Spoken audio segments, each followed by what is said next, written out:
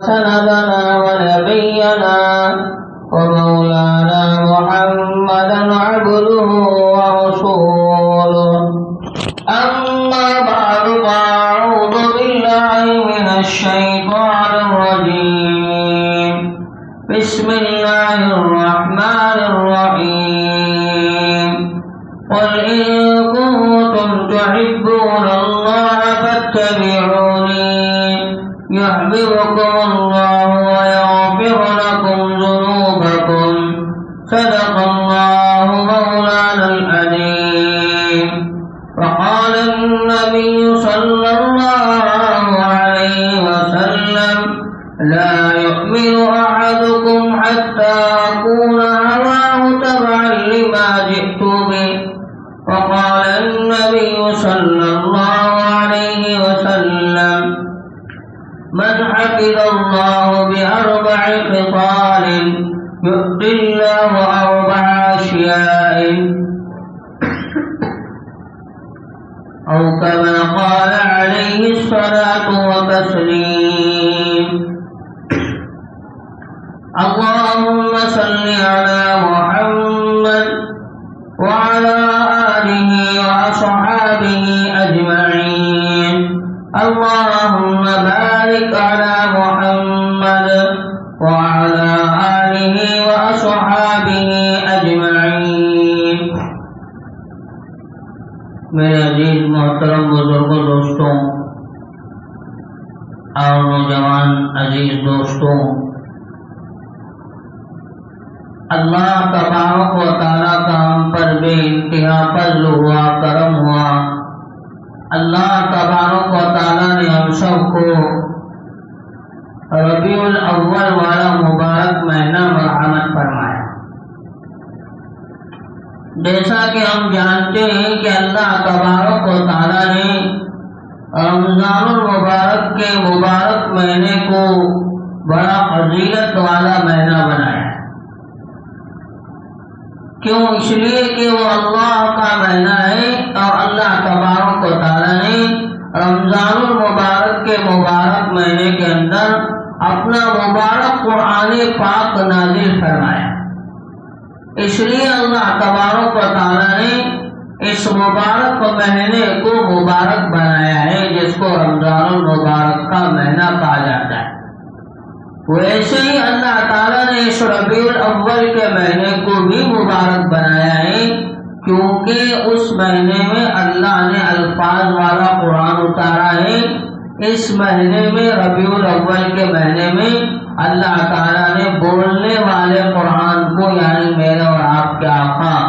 جناب حبیب کبریا سید الانبیاء سرور کونین تاجدار بطحا آمینہ کے لاڈلے حضرت رسول اللہ صلی اللہ علیہ وسلم کی ذات اقدس کو پیدا فرمایا. تو گویا کہ رمضان کا مہینہ جیسا مبارک مہینہ ہے،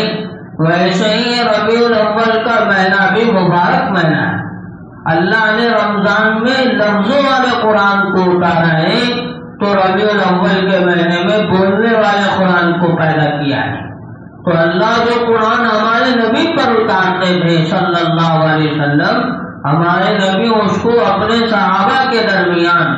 یہاں تک کہ آنے والی تا قیامت تک کی انسانیت کے لیے خود اللہ کے نبی حضرت رسول اللہ صلی اللہ علیہ وسلم بیان کر کے دنیا سے پردہ فرما کر. اور قرآن کے بارے میں اللہ خود فرماتے ہیں: وَمَا يَنطِقُ عَنِ الْهَوَىٰ إِنْ هُوَ إِلَّا وَحْيٌ يُوحَىٰ، کہ اب نبی پہ جو اتارتے تھے وہی اس کو بیان کرتے تھے. اپنی طرف سے کسی طرح کی کوئی اس کے اندر دخل دانی نہیں ہوتی، بلکہ اللہ تعالیٰ جو اتارتے تھے حضرت رسول اللہ صلی اللہ علیہ وسلم اپنے امتیوں کے درمیان اسی کو بیان کیا کرتے تھے. چلیے ایک صحابی رسول صلی اللہ علیہ وسلم حضرت رسول اللہ صلی اللہ علیہ وسلم سے پوچھنے لگے: اے نبی جی صلی اللہ علیہ وسلم، میں چاہتا ہوں کہ پیر کے دن کا روزہ رکھوں. اللہ کے نبی صلی اللہ علیہ وسلم کہنے لگے: یہ بات مجھے بہت پسند ہے کہ تم پیر کے دن کا روزہ رکھو، اس لیے کہ اللہ تعالیٰ نے مجھے پیر ہی کے دن پیدا فرمایا ہے، اور تقریباً میرے وفات کا دن بھی پیر ہی کا دن تھا. تو جیسے رمضان کے مہینے میں روزے رکھنا ایک تو فرض ہے اور دوسرا اللہ کو بڑی پسندیدہ عبادت ہے، ویسے اس ربیع الاول کے مہینے میں ہمیں اللہ کے نبی حضرت رسول اللہ صلی اللہ علیہ وسلم کو خوش کرنے کے لیے اور نبی صلی اللہ علیہ وسلم کے خوش کرنے کے راستے سے اللہ کو خوش کرنے کے لیے اس مہینے میں بھی روزے رکھنا چاہیے۔ چلو پورا مہینہ روزہ نہیں رکھتے صحیح، پیر کے دن اس پورے مہینے کے 4 ہفتوں میں ایک دن بھی اگر روزہ رکھ لیا جائے، اس سے ہمارے نبی حضرت رسول اللہ صلی اللہ علیہ وسلم اس مہینے کی آمد کی برکت سے اللہ نے جو انسانیت پر رحم و کرم کا معاملہ فرمایا۔ اب دیکھیے ہم کیا نبی حضرت رسول اللہ صلی اللہ علیہ وسلم کی سیرت کو بیان کر سکیں گے، ان کے نام کا ہم کیا میلاد کر سکیں گے۔ اللہ تعالیٰ نے خود نبی حضرت رسول اللہ صلی اللہ علیہ وسلم کی سیرت کو اپنے قرآن میں ایسے بیان فرمایا ہے، کسی جگہ ان کے چہرے کی سیرت بیان فرمائی، کسی جگہ ان کے جسم کی سیرت بیان فرمائی، کسی جگہ ان کے چلنے کی سیرت بیان فرمائی، کسی جگہ ان کے بیٹھنے کی سیرت بیان فرمائی، کسی جگہ ان کے اٹھنے کی سیرت بیان فرمائی، کسی جگہ ان کے بولنے کی سیرت بیان فرمائی۔ ہم کیا نبی حضرت رسول اللہ صلی اللہ علیہ وسلم کی سیرت کو بیان کر سکیں؟ یہاں تک کہ 1450 سال تقریباً نبی حضرت محمد رسول اللہ صلی اللہ علیہ وسلم کے دنیا سے چلے جانے کے بعد کے اب تک کا عرصہ گزر چکا ہے، اور اب تک آنے والے لوگوں میں ایسے کئی ہزاروں لاکھوں اربوں خربوں لوگ تھے جنہوں نے نبی حضرت رسول اللہ صلی اللہ علیہ وسلم کی سیرت کو بیان کیا۔ یہاں تک کہ کئی بزرگوں کے بارے میں آتا ہے جنہوں نے 50 کتابیں نبی حضرت رسول اللہ صلی اللہ علیہ وسلم کی سیرت کے بارے میں لکھی، اور بعض لوگوں کے بارے میں آتا 100 کتابیں لکھی، بعض لوگوں کے بارے میں آتا 1000 کتابیں لکھی گئی، بعض لوگوں کے بارے میں آتا 1500 کتابیں ہمارے نبی حضرت رسول اللہ صلی اللہ علیہ وسلم کی زندگی اور ان کی سیرت کے بارے میں لکھی گئی۔ ہر کوئی آخر میں آ کے لکھنے والا یہی کہتا ہے، لا يمكن الثناء كما كان حقه بعد خدا بزرگ، تو یہ قصہ مختصر تو کہنے والا اپنے قلم پر خاصر ہو کر نبی حضرت رسول اللہ صلی اللہ علیہ وسلم کی سیرت میں ہوتا لگاتے لگاتے تیرتے تھک کر اپنے جسم کو عاجز بنا کر اس کا قلم یہ لکھتے ہوئے اپنی طرف سے شرمندگی کا اظہار کرتا ہوا یوں کہتا ہے، لا يمكن الثناء كما كان حقه، میں چاہے میرے آقا کی جتنی بھی سیرت بیان کر لوں، 50 کتابیں، 100 کتابیں، 500 کتابیں، 1000 کتابیں، 1500 کتابیں لکھ لوں، لیکن میرے آقا کی سیرت کا حق کما حق کہوں میرے سے ادا نہیں ہو سکتا۔ آخر میں اپنے قلم کو یہ جملہ کہتے ہوئے آگے روک کر اپنی زندگی کی عاجزی کا اظہار کرتا ہوں کہ بعد از خدا بزرگ تو یہ قصہ مختصر، اگر دنیا میں خدا کی ذات کے بعد کسی کا مرتبہ ہے وہ نبی حضرت محمد رسول اللہ صلی اللہ علیہ وسلم کی ذات اقدس کا مرتبہ ہے۔ ہم جس نبی کی سیرت اور جس نبی کی میلاد آج کر رہے ہیں، اس نبی کی پیدائش دنیا کے پیدا ہونے سے ہزاروں لاکھوں سال پہلے ہو چکی ہے۔ اور حضرت جبرائیل علیہ السلام ایک مرتبہ اللہ کے نبی حضرت رسول اللہ صلی اللہ علیہ وسلم کے پاس تشریف لاتے ہیں، اور پھر اللہ کے نبی صلی اللہ علیہ وسلم حضرت جبرائیل علیہ السلام سے پوچھتے ہیں، بتاؤ جبرائیل تم تو دنیا کے سب سے بڑے فرشتے ہو، اللہ نے فرشتوں کی ایک نورانی مخلوق پیدا فرمائی ہے، ان فرشتوں کے 4 بڑے بڑے سردار ہیں، حضرت جبرائیل علیہ السلام، حضرت میکائیل علیہ السلام، حضرت اسرافیل علیہ السلام، حضرت اسرائیل علیہ السلام، یہ 4 بڑے فرشتے ہیں جو اللہ کے بڑے بڑے کاموں پر مقرر کرنا ہے۔ ان میں سے سب سے بڑے فرشتے جن کو ملائکۃ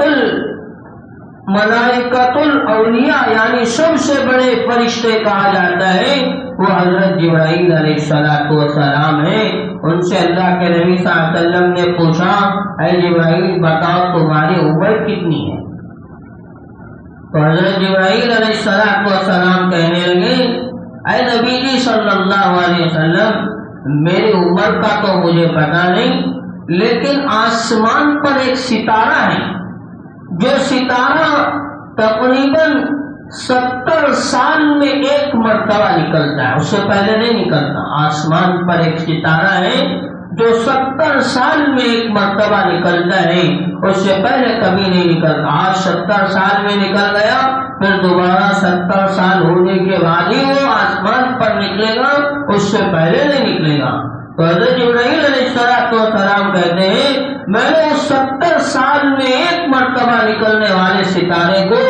اپنی زندگی میں 70 پر 2 مرتبہ دیکھا ہے۔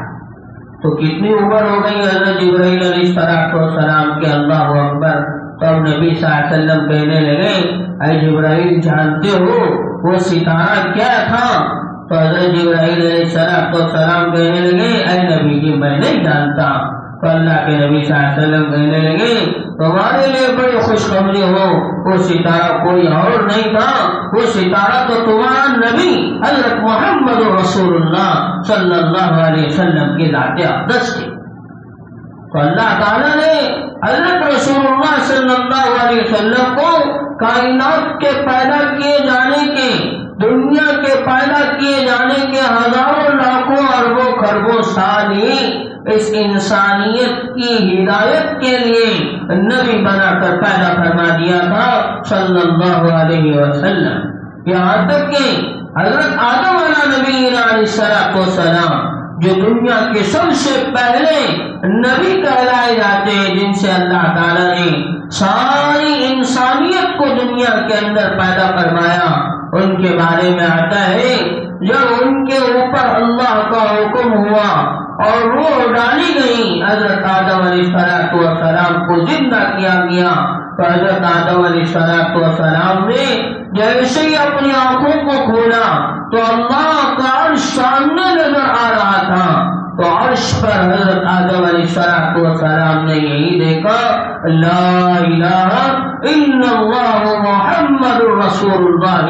صلی اللہ علیہ وسلم۔ اللہ کی ذات کے ساتھ اگر کسی ذات کا نام جڑا ہوا تھا وہ بھی کون سی جگہ دنیا میں؟ آج اگر ہم اندازہ لگا سکتے ہیں کوئی پاک جگہ ہے تو بیت اللہ جیسی مقدس جگہ ہے دنیا کی سرزمین پر،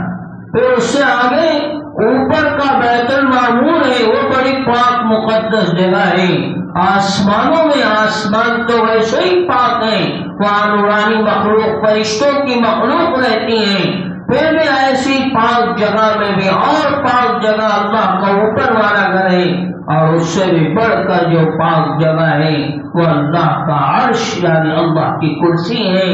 ایسی مقدس جگہ پر اوپر کے حصے میں اگر کسی کا نام لکھا ہوا تھا تو میرا اور آپ کے آقا حضرت محمد رسول اللہ صلی اللہ علیہ وسلم کا نام لکھا گیا تھا۔ حضرت آدم علیہ السلام نے اللہ سے پوچھا یا اللہ تو میرے کو پہلے پیدا کر رہا ہے، میں نہیں جانتا کہ میرے پیدا ہوتے ہی میں ایک ایسی ہستی کا نام دیکھ رہا ہوں جن کو ابھی پیدا نہیں کیا گیا ہے، وہ ہستی کون ہے؟ ان کا نام صرف میں تیرے عرش پر نہیں دیکھ رہا ہوں، میں تو ان کا نام جنت الفردوس کے ہر دروازے پہ دیکھ رہا ہوں کہ جنت الفردوس کے ہر دروازے پر محمد رسول اللہ صلی اللہ علیہ وسلم کا نام لکھا ہوا تھا۔ میں ان کا نام ہر فرشتے کی پیشانی پر دیکھ رہا ہوں، میں ان کا نام ہر فرشتے کے گردن پہ دیکھ رہا ہوں، میں ان کا نام ہر جنت کی حور کے دوپٹے پہ لہلاتا ہوا دیکھ رہا ہوں۔ اے اللہ بتا یہ کون سی وہ ہستی ہیں تو نے میرے پیدا کرنے سے پہلے ہی اس کے نام کو اتنا بلند کیا ہے؟ تو اللہ کہتے ہیں خلقت الآدم اولا وبعثت محمدا صلی اللہ علیہ وسلم آخرا۔ اے آدم پیدائش کے اعتبار سے تم پہلے ہو، لیکن بعثت کے اعتبار سے سب سے آخر میں آنے والے وہ حضرت محمد رسول اللہ صلی اللہ علیہ وسلم کی ذات ہے، مگر ان کی پیدائش تمہاری پیدائش سے ہزاروں لاکھوں اربوں خربوں سال پہلے کی گئی ہے۔ تو ہم کیا میلاد منائیں گے، ہم کیا سیرت النبی صلی اللہ علیہ وسلم کے اوپر بات کریں گے، ہم کیا نبی حضرت رسول اللہ صلی اللہ علیہ وسلم کی عشق کے نعرہ بلندیت کا دعویٰ کریں گے؟ اللہ خود نبی حضرت رسول اللہ صلی اللہ علیہ وسلم کی محبت کا دعویٰ پیش کرتے ہیں۔ اللہ خود حضرت رسول اللہ صلی اللہ علیہ وسلم کی عظمت کو، ان کی بلندیت کو، ان کی شانیت کو میرے اور آپ کے آگے ظاہر کرتے ہوئے کہتے ہیں اگرچہ کہ سب سے پہلے نبی حضرت آدم علیہ السلام ہے، مگر ان سے بھی اگر کسی کا مرتبہ بڑھ کر ہے تو نبی حضرت رسول اللہ صلی اللہ علیہ وسلم کی شان اقدس کا مرتبہ ہے۔ اتنا ہی بس نہیں کیا، اللہ تعالیٰ نے میرے اور آپ کے آقا حضرت رسول اللہ صلی اللہ علیہ وسلم کی ذات اقدس کو بلند کرنے کے لیے بنی اسرائیل کے ایک نبی تھے، ان کا نام تھا حضرت شاجع علیہ السلام۔ بہت بڑے پیغمبر تھے، اللہ نے انہیں نبی بنا کر بنی اسرائیل میں قوم کے پاس مبعوث فرمایا تھا۔ ایک مرتبہ اللہ کی طرف سے انہیں حکم ہوتا ہے اے نبی کھڑے ہو جاؤ، تو بنی اسرائیل کے وہ نبی حضرت شاجع علیہ السلام کھڑے ہو جاتے ہیں۔ اب اللہ تبارک و تعالیٰ ان کے دل میں میرے اور آپ کے آقا حضرت رسول اللہ صلی اللہ علیہ وسلم کی شان اقدس کے بارے میں چند باتیں ڈالتے ہیں، اوپر سے اتاری جاتی ہیں۔ وہ باتیں اس نبی کے حضرت شاجع علیہ السلام کے دل میں اترتی ہیں۔ وہ نبی بنی اسرائیل کے حضرت شاجع علیہ السلام بنی اسرائیل کی قوم کے لیے اور امت محمدیہ صلی اللہ علیہ وسلم کے لیے تا قیامت آنے والی انسانیت کے لیے بیان کرتے ہیں کہ میرے اور آپ کے نبی کون تھے، کیا تھے، ان کے آنے سے کیا کچھ پہلے تھا اور آنے کے بعد کیا کچھ بدل گیا۔ سب سے پہلے وہ یہ کہتے ہیں بنی اسرائیل کے نبی حضرت شاجع علیہ السلام اے انسانیت کے لوگوں یاد رکھو، اللہ تبارک و تعالی مخاطب کر کے کہتے ہیں اے السماء ما بینہما والارض ما بینہما، اے آسمان اور آسمان کے درمیان کی ساری چیزیں، اے زمین کے درمیان کی ساری چیزیں سن لو، بعثت محمد صلی اللہ علیہ وسلم، میں ایک نبی حضرت رسول اللہ صلی اللہ علیہ وسلم کو آخری وقت میں آخری امت کے لیے بھیجنے والا ہو، جس نبی کی شان یہ ہوگی کہ یہد اللہ قلوبا، جب وہ نبی دنیا کے اندر پیدا کیے جائیں گے وہ لوگ جن کے دل کالے پڑ رہے تھے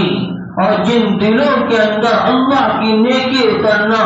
مشکل ہو چکی تھی، ایسا وقت تھا اہل عرب کا کہ اللہ کے نبی کی پیدائش سے پہلے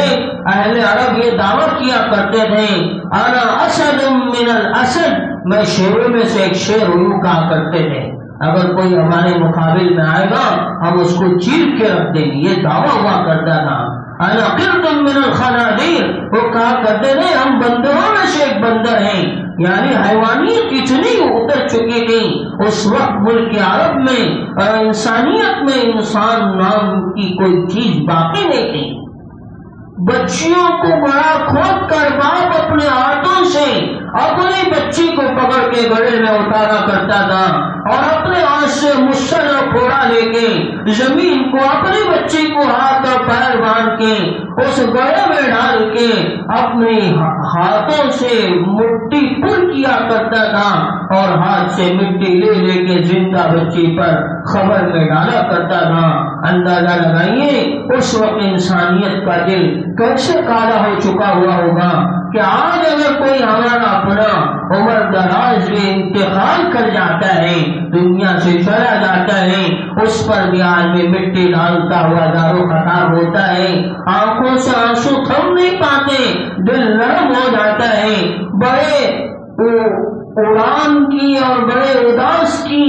حالت اس کے اوپر آ جاتی ہے، بڑا پریشان ہوتا ہوا اپنا جو بڑی عمر والا کوئی دنیا سے چلا گیا اس کا حال یہ ہوتا ہے۔ اگر کوئی اپنا کم عمر والا چلا جائے تو اس کا تو کہنا کیا ہے، ہم خود اندازہ لگا سکتے ہیں کہ آنکھوں سے تو آنسو تھم نہیں پاتے، مگر وہ عالم کیا ہوگا جس وقت عرب کی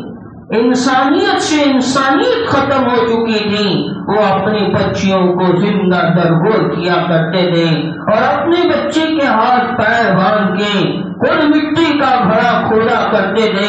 اور اس کو اس مٹی میں لٹا کے اپنے ہاتھوں سے مٹی ڈالا کرتے تھے۔ اس عالم میں اللہ تعالیٰ نے ایک ایسی ہستی کا ظہور فرمایا، اللہ فرماتے ہیں ایسے کالے دل جن کو اللہ تعالیٰ نے ہدایت کا مینار بنایا اور سارے عالم کے لیے ایسے روشن ہو گئے۔ خود مثال دی گئی کہ یہ صحابہ ستاروں کے مانند ہیں، اگر تم ان کی ایک کی بھی اقتدا کر لو گے، جیسے پہلے زمانے میں ستارہ دیکھ کے راستہ پکڑا کرتے تھے اور ستارہ دیکھ کر راستہ معلوم کیا کرتے تھے، ویسے ان صحابہ کی زندگی کے ستارے سے اپنا راستہ اختیار کرو گے تو ہماری زندگی کامیاب ہو جائے گی۔ تو اللہ نے اس نبی بنی اسرائیل کے جن کا نام حضرت شاہجہ علیہ السلام تھا، ان سے کہلوایا ایک نبی آنے والے ہیں جن سے سب سے پہلے اللہ تعالیٰ یہ کام لیں گے کہ کالے دلوں کو منور بنائیں گے۔ پھر اللہ تعالیٰ نے فرمایا وہ نبی کی جب پیدائش ہو جائیں گی بد اخلاق حسن اخلاق والے ہو جائیں گے۔ پھر فرمایا جب اس نبی کی پیدائش ہو جائیں گی اللہ تبارک و تعالیٰ غلاموں کو بادشاہ بنائیں گے۔ پھر فرمایا جب اس نبی کی پیدائش ہو جائے گی بے علم والے علم والے بن جائیں گے۔ اور ہمیں تاریخ یہ بتاتی ہے کہ ہم جانتے ہیں کہ نبی کی پیدائش جیسے ہی ہو گئی اللہ تعالیٰ نے واقعتاً غلاموں کو مالک بنا دیا۔ حضرت عمر فاروق رضی اللہ تعالیٰ عنہ کے بارے میں آتا ہے وہ اپنے دورے پرانے میں یعنی ابھی مسلمان بننے سے پہلے ایمان قبول کرنے سے پہلے اپنی پہلی زندگی میں جو ان کا حال تھا وہ اونٹ چرانے کے لیے جایا کرتے تھے۔ جب اونٹ چرا کے صبح کو واپس اپنے اونٹ گھر لایا کرتے تھے ان کے باپ حضرت خطاب حضرت عمر رضی اللہ تعالیٰ عنہ کو بولا کرتے تھے اے عمر تو کیا اونٹ چراتا ہے، دیکھ تیرے اونٹ چرانے کی وجہ سے اونٹوں کا پیٹ بھر کے موٹا بھی نہیں ہوا، جیسے اونٹ بھوکے گئے تھے ویسے ہی اونٹ بھوکے آئے ہیں، کیا تجھے اونٹ تک چرانا نہیں آتا؟ کیا تو اس قابل بھی نہیں ہے کہ اونٹ چرا سکے؟ حضرت خطاب رضی اللہ تعالیٰ حضرت عمر رضی اللہ تعالیٰ عنہ کے والد انہیں ڈانٹا کرتے تھے، لڑایا کرتے تھے، لیکن جب حضرت رسول اللہ صلی اللہ علیہ وسلم دنیا میں تشریف لائے حضرت عمر فاروق رضی اللہ تعالیٰ اللہ کے نبی حضرت رسول اللہ صلی اللہ علیہ وسلم کی سیرت کو اپنی سیرت بنا کر اللہ کے نبی کی میلاد کی پیدائش کی خوشی میں صرف نعرے لگا کر اور اس ایک دن کو عید منا کر تھک کر بیٹھ نہیں گئے، بلکہ ان کے اخلاق کو اپنے اخلاق بنایا، ان کے دین کو اپنا دین بنایا، ان کی زندگی کے اوصاف کو اپنی زندگی کے اوصاف بنائے۔ حال کیا تھا؟ باپ کہا کرتے تھے عمر تجھے اونٹ تک چرانا نہیں آتا، لیکن ایک وقت وہ آیا اس غلام کو اللہ نے ایسے حاکم بنایا، خط آتا ہے دریائے نیل نہیں چلتی ہے، حضرت عمر رضی اللہ تعالیٰ جواب میں خط لکھ کر بھیجتے ہیں اس دریا کے درمیان میں میرے خط کو ڈال دینا تمہاری دریا چالو ہو جائے گی۔ حضرت عمر رضی اللہ تعالیٰ عنہ کا جوابی خط پہنچتا ہے اس دریا نیل کے نام منگانے والے صحابی اس خط کو لے جاتے ہیں اس دریا کے درمیان میں ڈالتے ہیں، کیا ہوتا ہے وہ عمر جسے اونٹ تک چرانا نہیں آتا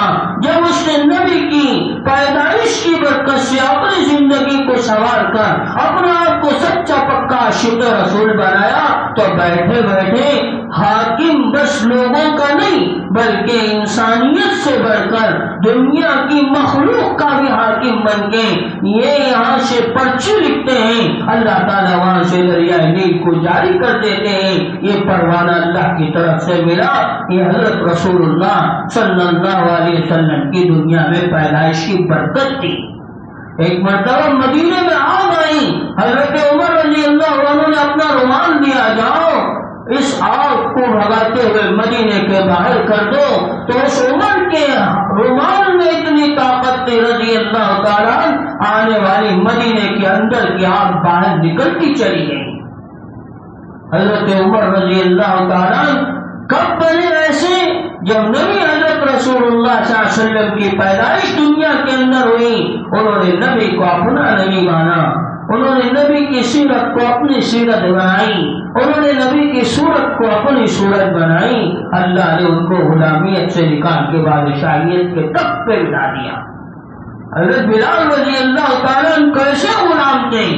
لوگ حضرت بلال رضی اللہ عنہ کے بازو بیٹھنا پسند نہیں کرتے تھے۔ ابو جہل آ کے نبی سے کہا کرتا تھا، اے نبی اللہ صلی اللہ علیہ وسلم، اگر آپ چاہتے ہیں ہم آپ کے پاس آ کر بیٹھے، آپ ان غلاموں کو جن کی کوئی حیثیت نہیں ہے، ان کے کھائے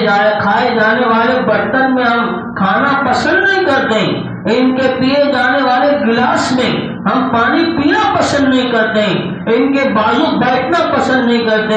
ان کے ساتھ چلنا پسند نہیں کر سکتے،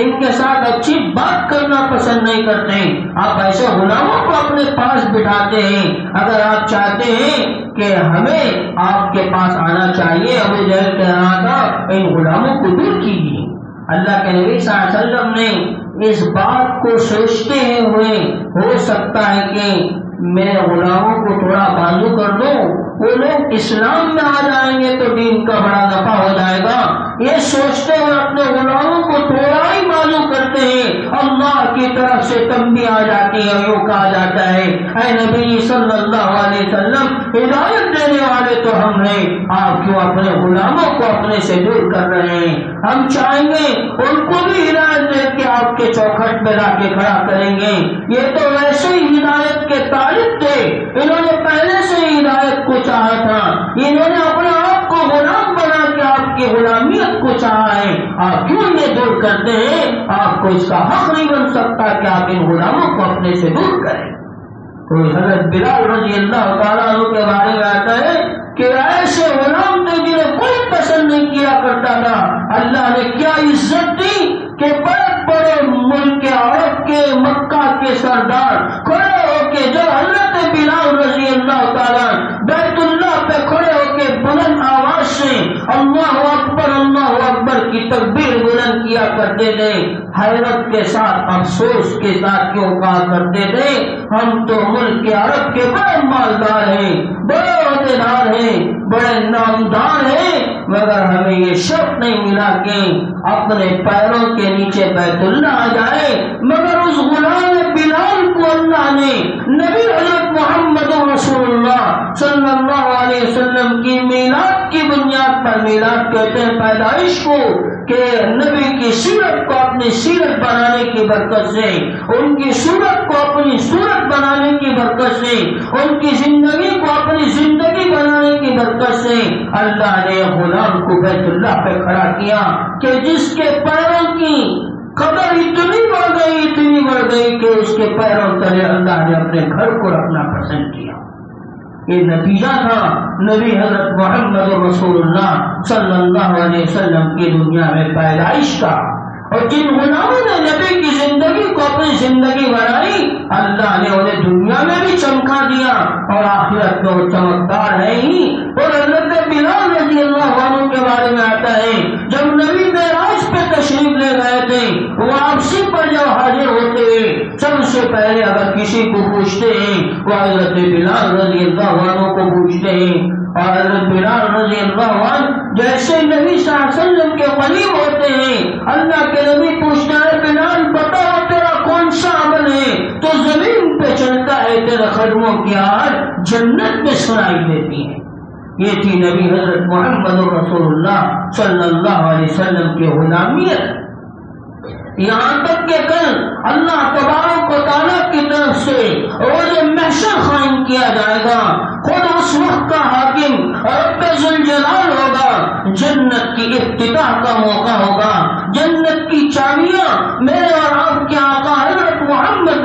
محمد رسول اللہ صلی اللہ علیہ وسلم کے ہاتھ میں دے دی جائیں گی اور یہ کہا جائے گا اے نبی صلی اللہ علیہ وسلم آپ جنت کا افتتاح کیجیے. اللہ کے نبی صلی اللہ علیہ وسلم کے لیے اونٹنی کا انتظام کیا جائے گا. نبی حضرت محمد رسول اللہ صلی اللہ علیہ وسلم اس جنت کی افتتاح کے لیے اونٹنی پر سوار ہو چکے ہوں گے. فرشتہ پوچھے گا یا اللہ اونٹنی کی نکیل پکڑنے کی کس کو اجازت ہے تاکہ اجازت کے مطابق اونٹنی کو کتابیں لکھی.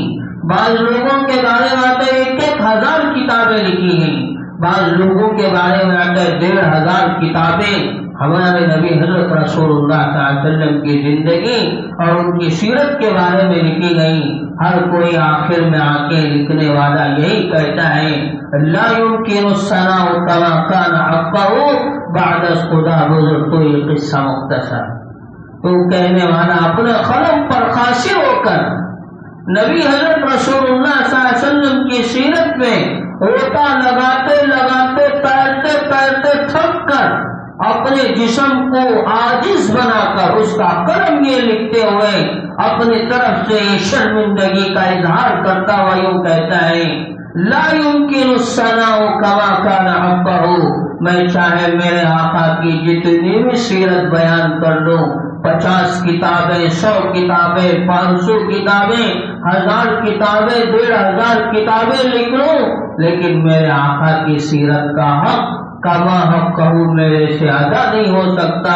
آخر میں اپنے قلم کو یہ جملہ کہتے ہوئے آگے روک کر اپنی زندگی کی عاجزی کا اظہار کرتا ہوں کہ بعد از خدا بزرگ. تو یہ قصہ مختصر. اگر دنیا میں خدا کی ذات کے بعد کسی کا مرتبہ ہے وہ نبی حضرت محمد رسول اللہ صلی اللہ علیہ وسلم کی ذات اقدس کا مرتبہ ہے. ہم جس نبی کی سیرت اور جس نبی کی میلاد آج کر رہے ہیں اس نبی کی پیدائش دنیا کے پیدا ہونے سے ہزاروں لاکھوں سال پہلے ہو چکی ہے. اور حضرت جبرائیل علیہ السلام ایک مرتبہ اللہ کے نبی حضرت رسول اللہ صلی اللہ علیہ وسلم کے پاس تشریف لاتے ہیں اور پھر اللہ کے نبی صلی اللہ علیہ وسلم حضرت جبرائیل علیہ السلام سے پوچھتے ہیں بتاؤ جبرائیل تم تو دنیا کے سب سے بڑے فرشتے ہو. اللہ نے فرشتوں کی ایک نورانی مخلوق پیدا فرمائی ہے. ان فرشتوں کے 4 بڑے بڑے سردار ہیں حضرت جبرائیل علیہ السلام حضرت میکائیل علیہ السلام حضرت اسرافیل علیہ السلام حضرت اسرائیل علیہ السلام. یہ 4 بڑے فرشتے ہیں جو اللہ کے بڑے بڑے کاموں پر مقرر کرنا ہے. ان میں سے سب سے بڑے فرشتے جن کو ملائکۃ الاولیاء یعنی سب سے بڑے فرشتے کہا جاتا ہے وہ حضرت جبرائیل علیہ السلام ہیں. ان سے اللہ کے نبی صلی اللہ علیہ وسلم نے پوچھا اے جبرائیل بتاؤ تمہاری عمر کتنی ہے؟ تو حضرت جبرائیل علیہ السلام کہنے لگے اے نبی جی صلی اللہ علیہ وسلم میری عمر کا تو مجھے پتا نہیں لیکن آسمان پر ایک ستارہ ہے جو ستارہ تقریباً 70 سال میں ایک مرتبہ نکلتا ہے. اس سے پہلے نہیں نکلتا. آسمان پر ایک ستارہ ہے جو 70 سال میں ایک مرتبہ نکلتا ہے. اس سے پہلے کبھی نہیں نکلتا. آج 70 سال میں نکل گیا پھر دوبارہ 70 سال ہونے کے بعد ہی وہ آسمان پر نکلے گا اس سے پہلے نہیں نکلے گا. تو حضرت جبرائیل علیہ السلام کہتے ہیں میں نے اس 70 سال میں ایک مرتبہ نکلنے والے ستارے کو اپنی زندگی میں 70 پر 2 مرتبہ دیکھا ہے. تو کتنی عمر ہو گئی حضرت جبرائیل علیہ السلام کے اللہ اکبر. تو نبی صلی اللہ علیہ وسلم کہنے لگے اے جبرائیل جانتے ہو وہ ستارہ کیا تھا؟ تو حضرت جبرائیل علیہ السلام کہنے لگے اے نبی جی میں نہیں جانتا. تو اللہ کے نبی صلی اللہ علیہ وسلم کہنے لگے تمہارے لیے بڑی خوشخبری ہو وہ ستارہ کوئی اور نہیں تھا. وہ ستارہ تو تمہارا نبی حضرت محمد رسول اللہ صلی اللہ علیہ وسلم کی ذات اقدس تھی. تو اللہ تعالیٰ نے حضرت رسول اللہ صلی اللہ علیہ وسلم کو کائنات کے پیدا کیے جانے کے دنیا کے پیدا کیے جانے کے ہزاروں لاکھوں اربوں خربوں سال ہی اس انسانیت کی ہدایت کے لیے نبی بنا کر پیدا فرما دیا تھا صلی اللہ علیہ وسلم۔ یہاں تک کہ حضرت آدم علیہ نبی علیہ السلام جو دنیا کے سب سے پہلے نبی کہلائے جاتے ہیں، جن سے اللہ تعالیٰ نے ساری انسانیت کو دنیا کے اندر پیدا فرمایا، ان کے بارے میں آتا ہے جب ان کے اوپر اللہ کا حکم ہوا اور روح ڈالی گئی، حضرت آدم علیہ السلام کو زندہ کیا گیا، تو حضرت آدم علیہ السلام نے جیسے ہی اپنی آنکھوں کو کھولا تو اللہ کا عرش سامنے نظر آ رہا تھا، تو عرش پر حضرت آدم علیہ السلام نے یہی دیکھا لا الہ الا اللہ محمد رسول اللہ صلی اللہ علیہ وسلم۔ اللہ کی ذات کے ساتھ اگر کسی ذات کا نام جڑا ہوا تھا، وہ بھی کون سی جگہ دنیا میں آج اگر ہم اندازہ لگا سکتے ہیں کوئی پاک جگہ ہے تو بیت اللہ جیسی مقدس جگہ دنیا کی سرزمین پر، پھر اس سے آگے اوپر کا بیت المعمور ہے، وہ بڑی پاک مقدس جگہ ہے۔ آسمانوں میں آسمان تو ویسے ہی پاک ہے، وہاں نورانی مخلوق فرشتوں کی مخلوق رہتی ہے، پھر بھی ایسی پاک جگہ میں بھی اور پاک جگہ اللہ کا اوپر والا گھر ہے، اور اس سے بھی بڑھ کر جو پاک جگہ ہے وہ اللہ کا عرش یعنی اللہ کی کرسی ہے۔ ایسی مقدس جگہ پر اوپر کے حصے میں اگر کسی کا نام لکھا ہوا تھا تو میرا اور آپ کے آقا حضرت محمد رسول اللہ صلی اللہ علیہ وسلم کا نام لکھا گیا تھا۔ حضرت آدم علیہ السلام نے اللہ سے پوچھا یا اللہ تو میرے کو پہلے پیدا کر رہا ہے، میں نہیں جانتا کہ میرے پیدا ہوتے ہی میں ایک ایسی ہستی کا نام دیکھ رہا ہوں جن کو ابھی پیدا نہیں کیا گیا ہے، وہ ہستی کون ہے؟ ان کا نام صرف میں تیرے عرش پر نہیں دیکھ رہا ہوں، میں تو ان کا نام جنت الفردوس کے ہر دروازے پہ دیکھ رہا ہوں کہ جنت الفردوس کے ہر دروازے پر محمد رسول اللہ صلی اللہ علیہ وسلم کا نام لکھا ہوا تھا۔ میں ان کا نام ہر فرشتے کی پیشانی پر دیکھ رہا ہوں، میں ان کا نام ہر فرشتے کے گردن پر دیکھ رہا ہوں، میں ان کا نام ہر جنت کی حور کے دوپٹے پہ لہلاتا ہوا دیکھ رہا ہوں۔ اے اللہ بتا یہ کون سی وہ ہستی ہے تو نے میرے پیدا کرنے سے پہلے ہی اس کے نام کو اتنا بلند کیا ہے؟ تو اللہ کہتے ہیں خلقت الآدم اولا وبعثت محمدا صلی اللہ علیہ وسلم آخرا۔ اے آدم پیدائش کے اعتبار سے تم پہلے ہو، لیکن بعثت کے اعتبار سے سب سے آخر میں آنے والے وہ حضرت محمد رسول اللہ صلی اللہ علیہ وسلم کی ذات ہے، مگر ان کی پیدائش تمہاری پیدائش سے ہزاروں لاکھوں اربوں خربوں سال پہلے کی گئی ہے۔ تو ہم کیا میلاد منائیں گے، ہم کیا سیرت النبی صلی اللہ علیہ وسلم کے اوپر بات کریں گے، ہم کیا نبی حضرت رسول اللہ صلی اللہ علیہ وسلم کی عشق کے نعرہ بلندیت کا دعویٰ کریں گے؟ اللہ خود نبی حضرت رسول اللہ صلی اللہ علیہ وسلم کی محبت کا دعویٰ پیش کرتے ہیں۔ اللہ خود حضرت رسول اللہ صلی اللہ علیہ وسلم کی عظمت کو، ان کی بلندیت کو، ان کی شانیت کو میرے اور آپ کے آگے ظاہر کرتے ہوئے کہتے ہیں اگرچہ کہ سب سے پہلے نبی حضرت آدم علیہ السلام ہے، مگر ان سے بھی اگر کسی کا مرتبہ بڑھ کر ہے تو نبی حضرت رسول اللہ صلی اللہ علیہ وسلم کی شان اقدس کا مرتبہ ہے۔ اتنا ہی بس نہیں کیا، اللہ تعالیٰ نے میرے اور آپ کے آقا حضرت رسول اللہ صلی اللہ علیہ وسلم کی ذات اقدس کو بلند کرنے کے لیے بنی اسرائیل کے ایک نبی تھے، ان کا نام تھا حضرت شاجع علیہ السلام۔ بہت بڑے پیغمبر تھے، اللہ نے انہیں نبی بنا کر بنی اسرائیل میں قوم کے پاس مبعوث فرمایا تھا۔ ایک مرتبہ اللہ کی طرف سے انہیں حکم ہوتا ہے اے نبی کھڑے ہو جاؤ، تو بنی اسرائیل کے وہ نبی حضرت شاجع علیہ السلام کھڑے ہو جاتے ہیں، اور اللہ تبارک و تعالیٰ ان کے دل میں میرے اور آپ کے آقا حضرت رسول اللہ صلی اللہ علیہ وسلم کی شان اقدس کے بارے میں چند باتیں ڈالتے ہیں، اوپر سے اتاری جاتی ہیں۔ وہ باتیں اس نبی کے حضرت شاہجہاں علیہ السلام کے دل میں اترتی ہیں۔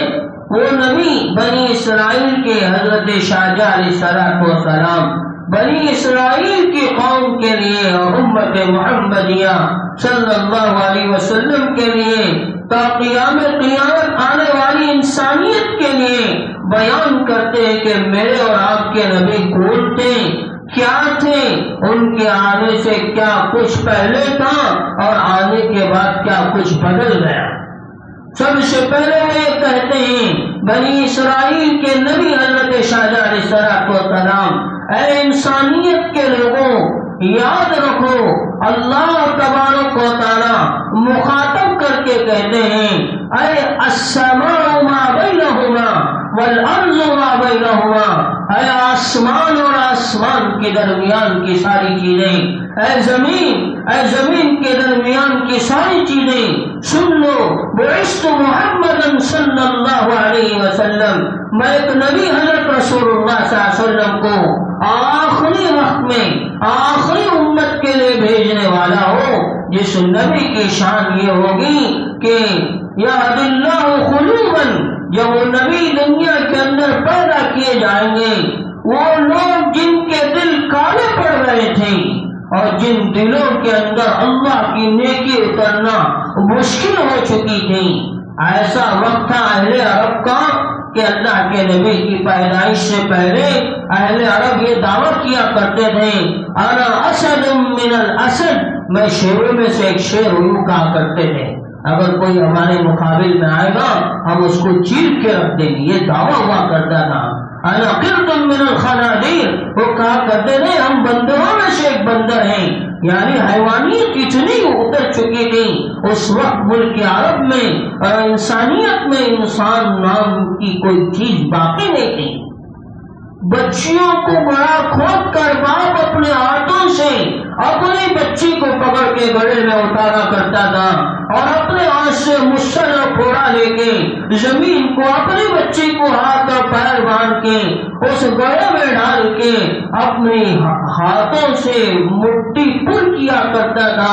اور ہاتھ سے مٹی لے لے کے زندہ بچی پر خبر میں ڈالا کرتا تھا۔ اندازہ لگائیے اس وقت انسانیت کا دل کیسے کالا ہو چکا ہوا ہوگا کہ آج اگر کوئی ہمارا اپنا عمر دراز بھی انتقال کر جاتا ہے، دنیا سے چلا جاتا ہے، اس پر بھی آدمی مٹی ڈالتا ہوا دارو خطاب ہوتا ہے، آنکھوں سے آنسو تھم نہیں پاتے، دل نرم ہو جاتا ہے، بڑے اڑان کی اور بڑے اداس کی حالت اس کے اوپر آ جاتی ہے، بڑا پریشان ہوتا ہوا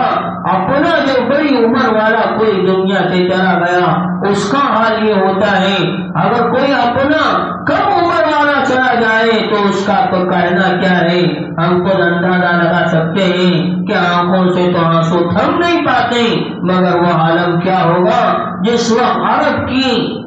انسانیت سے انسانیت ختم ہو چکی تھی، وہ اپنی بچیوں کو زندہ درگور کیا کرتے تھے اور اپنی بچی کے ہاتھ پیر باندھ کے خود مٹی کا گھڑا کھودا کرتے تھے اور اس کو اس مٹی میں لٹا کے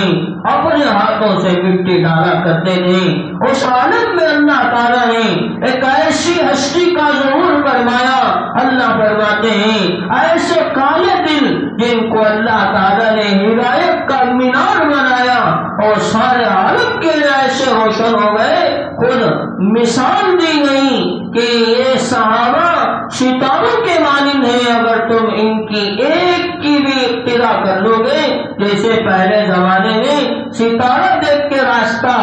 پکڑا کرتے تھے اور ستارہ دیکھ کر راستہ معلوم کیا کرتے تھے، ویسے ان صحابہ کی زندگی کے ستارے سے اپنا راستہ اختیار کرو گے تو ہماری زندگی کامیاب ہو جائے گی۔ تو اللہ نے اس نبی بنی اسرائیل کے جن کا نام حضرت شاہجہاں علیہ السلام تھا، ان سے کہلوایا ایک نبی آنے والے ہیں جن سے سب سے پہلے اللہ تعالیٰ یہ کام لیں گے کہ کالے دلوں کو منور بنائیں گے۔ پھر اللہ تعالیٰ نے فرمایا وہ نبی کی جب پیدائش ہو جائیں گی بد اخلاق حسن اخلاق والے ہو جائیں گی. پھر فرمایا جب اس نبی کی پیدائش ہو جائیں گی اللہ تبارک و تعالیٰ غلاموں کو بادشاہ بنائیں گے. پھر فرمایا جب اس نبی کی پیدائش ہو جائے گی بے علم والے بن جائیں گے. اور ہمیں تاریخ یہ بتاتی ہے کہ ہم جانتے ہیں کہ نبی کی پیدائش جیسے ہی ہو گئی اللہ تعالیٰ نے واقعتاً غلاموں کو مالک بنا دیا. حضرت عمر فاروق رضی اللہ تعالیٰ عنہ کے بارے میں آتا ہے وہ اپنے دور پرانے میں یعنی ابھی مسلمان بننے سے پہلے ایمان قبول کرنے سے پہلے اپنی پہلی زندگی میں جو ان کا حال تھا وہ اونٹ چرانے کے لیے جایا کرتے تھے. جب اونٹ چرا کے صبح کو واپس اپنے اونٹ گھر لایا کرتے تھے ان کے بعد حضرت خطاب حضرت عمر رضی اللہ تعالیٰ عنہ کو بولا کرتے تھے اے عمر تو کیا اونٹ چراتا ہے دیکھ تیرے اونٹ چرانے کی وجہ سے اونٹوں کا پیٹ بھر کے موٹا بھی نہیں ہوا جیسے اونٹ بھوکے گئے تھے ویسے ہی اونٹ بھوکے آئے ہیں. کیا تجھے اونٹ تک چرانا نہیں آتا کیا تو اس قابل بھی نہیں ہے کہ اونٹ چرا سکے. حضرت خطاب رضی اللہ تعالیٰ حضرت عمر رضی اللہ تعالیٰ عنہ کے والد انہیں ڈانٹا کرتے تھے الڈایا کرتے تھے. لیکن جب حضرت رسول اللہ صلی اللہ علیہ وسلم دنیا میں تشریف لائے حضرت عمر فاروق رضی اللہ تعالیٰ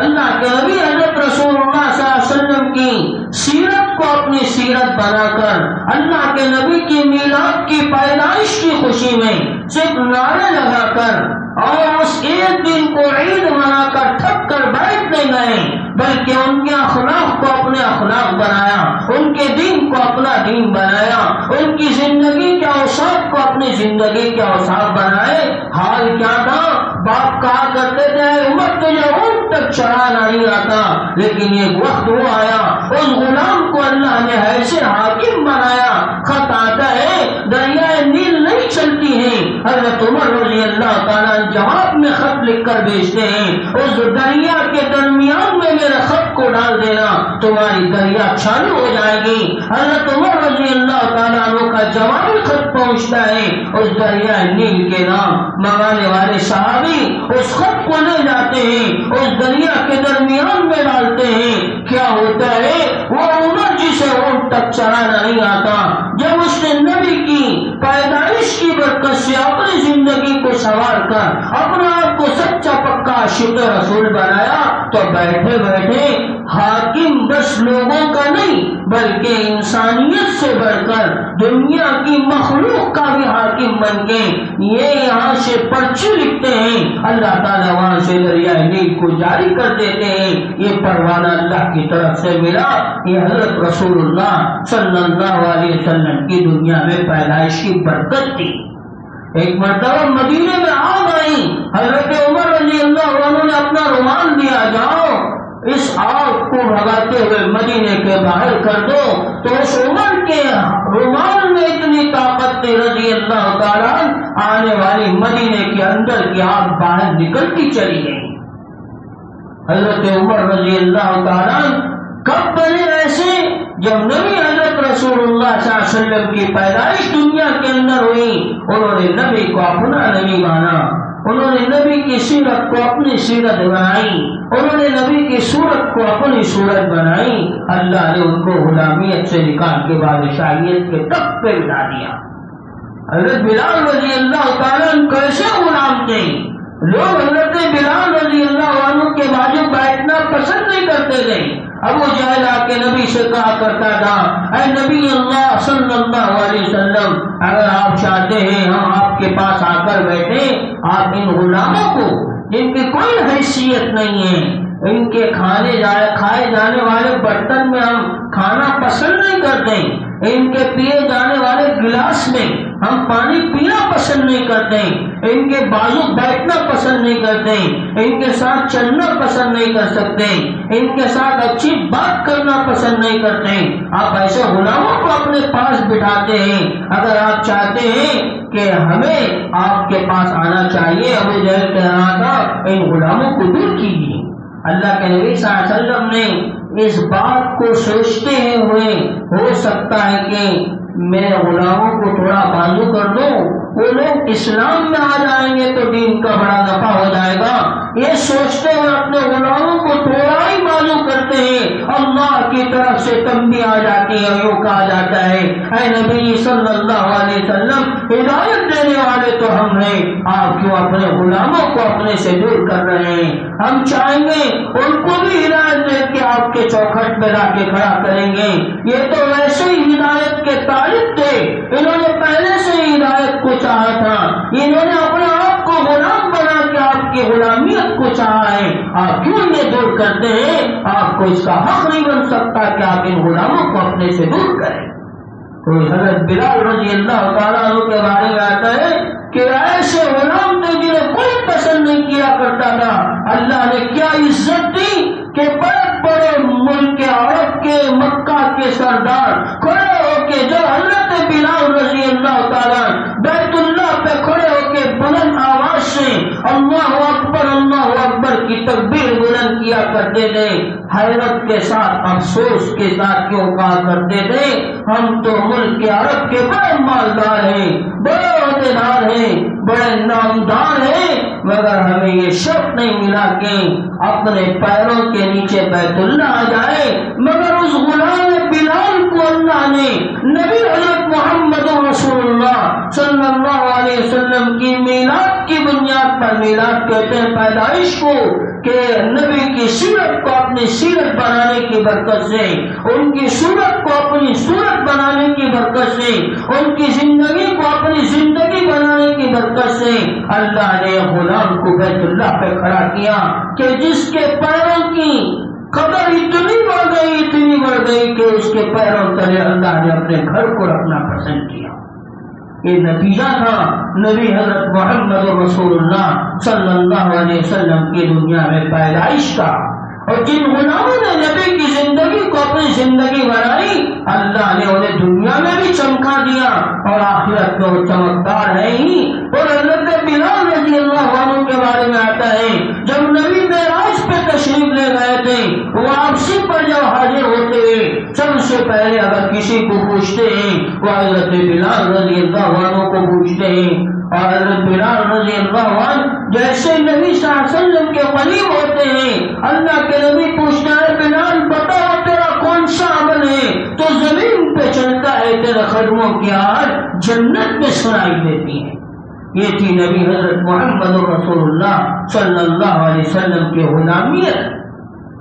یہاں تک کہ کل اللہ تبارک و تعالیٰ کی طرف سے روز محشر قائم کیا جائے گا، خود اس وقت کا حاکم رب ذوالجلال ہوگا، جنت کی افتتاح کا موقع ہوگا، جنت کی چابیاں میرے اور آپ کے آقا حضرت محمد رسول اللہ صلی اللہ علیہ وسلم کے ہاتھ میں دے دی جائیں گی، اور یہ کہا جائے گا اے نبی صلی اللہ علیہ وسلم آپ جنت کا افتتاح کیجیے، اللہ کے نبی صلی اللہ علیہ وسلم کے لیے اونٹنی کا انتظام کیا جائے گا، نبی حضرت محمد رسول اللہ صلی اللہ علیہ وسلم اس جنت کی افتتاح کے لیے اونٹنی پر سوار ہو چکے ہوں گے، فرشتہ پوچھے گا یا اللہ اونٹنی کی نکیل پکڑنے کی کس کو اجازت ہے تاکہ اجازت کے مطابق اونٹنی کو پکڑ کے جنت کے قریب لے جایا جائے۔ اللہ کے نبی کہیں گے میرے بلال کو بلاؤ، وہ میری اونٹنی پکڑ کے